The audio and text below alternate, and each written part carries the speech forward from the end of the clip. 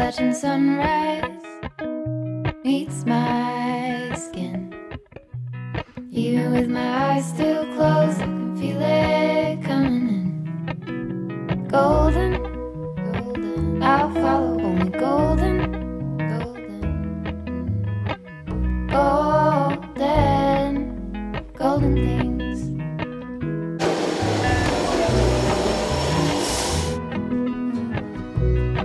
Hello tout le monde, on se retrouve aujourd'hui pour un nouveau vlog qui est un daily vlog. Voilà, c'est une journée mère-fille. On va aller visiter l'exposition Métamorphose à la Cité des Sciences. On va se faire un petit lunch date. Et voilà, j'espère que ça vous plaira. Let's go! Quand on est arrivé à la Villette, l'idée c'était d'aller manger. Et moi, j'avais pas repéré de restaurant. Et en sortant, on a vu l'hippopotamus. Et Maya me dit « Ah, ce restaurant, mes camarades m'en ont parlé, apparemment c'est bien. » Elle y a jamais été. Du coup, je lui dis « Ah bah super, tu veux qu'on y aille ?» Donc là, elle me dit oui et elle était super contente parce que du coup, elle a découvert un restaurant. On a bien mangé. Je trouve que l'hippo, c'est très kids-friendly. Les prix sont abordables aussi.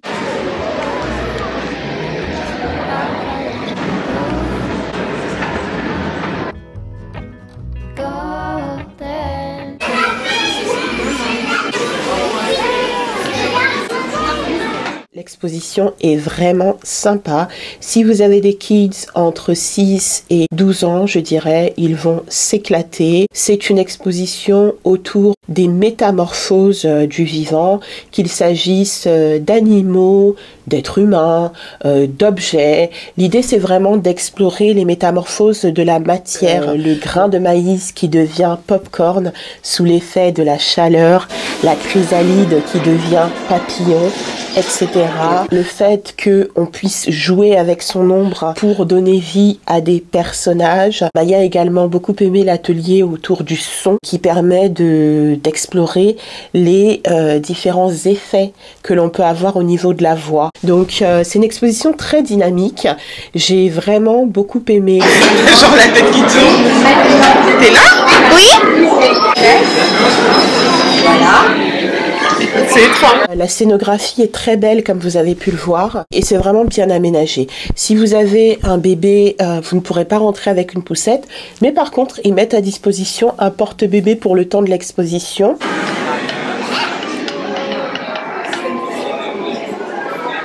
Yes! Plus fort, plus fort. Tout le long des installations, vous avez des petits bancs où vous pouvez vous asseoir pendant que votre enfant fait l'atelier. Parce que des fois, il y a des ateliers qui ont un peu plus de succès. Donc, il peut y avoir un tout petit peu d'attente. Rien ne se tait, rien ne se crie, tout se transforme. Écoute ça. C'est comme si nos visages s'interchangeaient. Vas-y, tourne. Donc vraiment, je vous recommande cette exposition.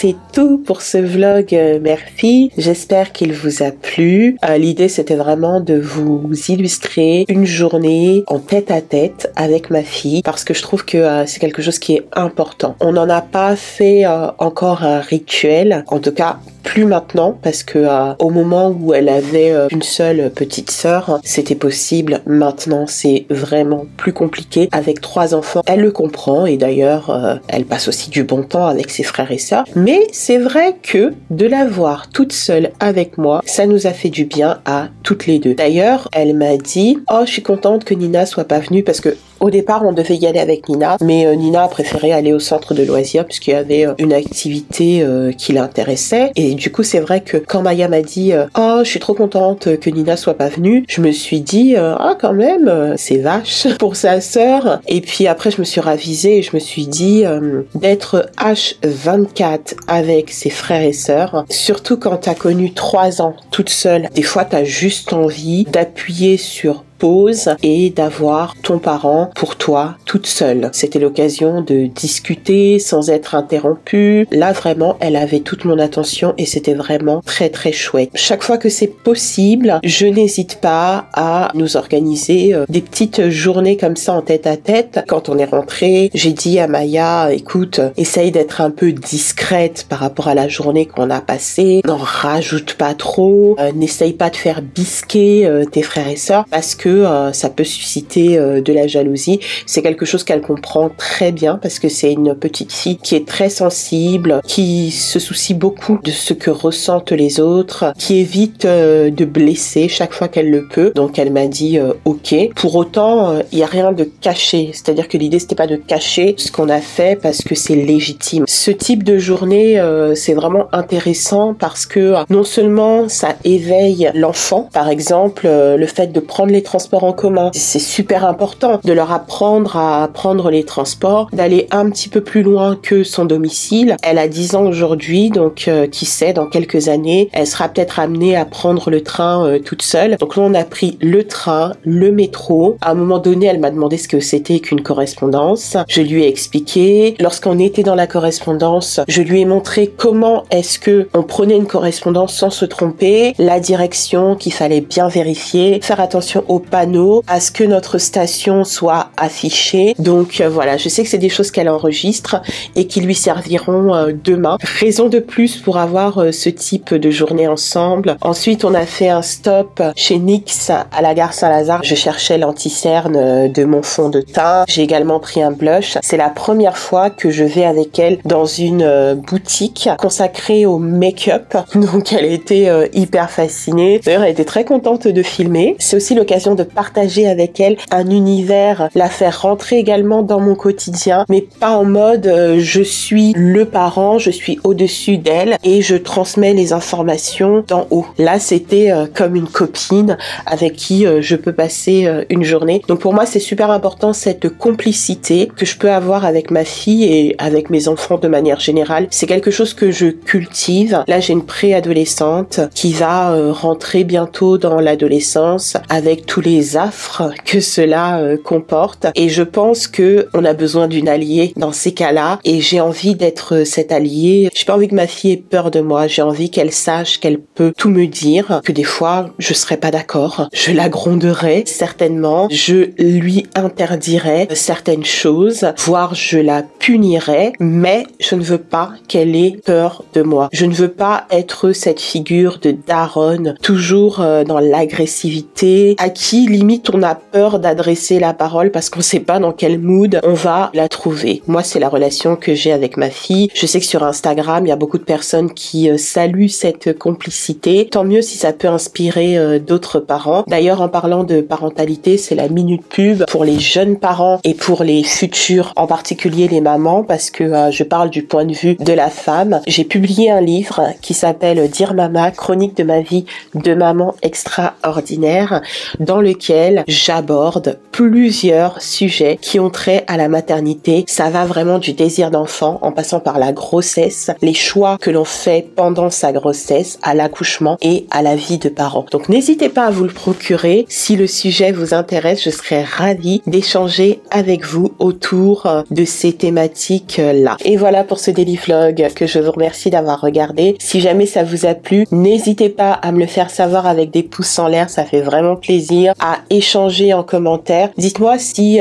vous aimez cette complicité, si vous la cultivez et si oui, comment est-ce que vous faites. Donnez-nous des idées pour nous inspirer mutuellement et n'hésitez pas à partager cette vidéo à une personne qui pourrait être inspirée. N'oubliez pas de vous abonner également à la chaîne, c'est une manière de me soutenir et je vous dis à très bientôt pour une prochaine vidéo. Bisous!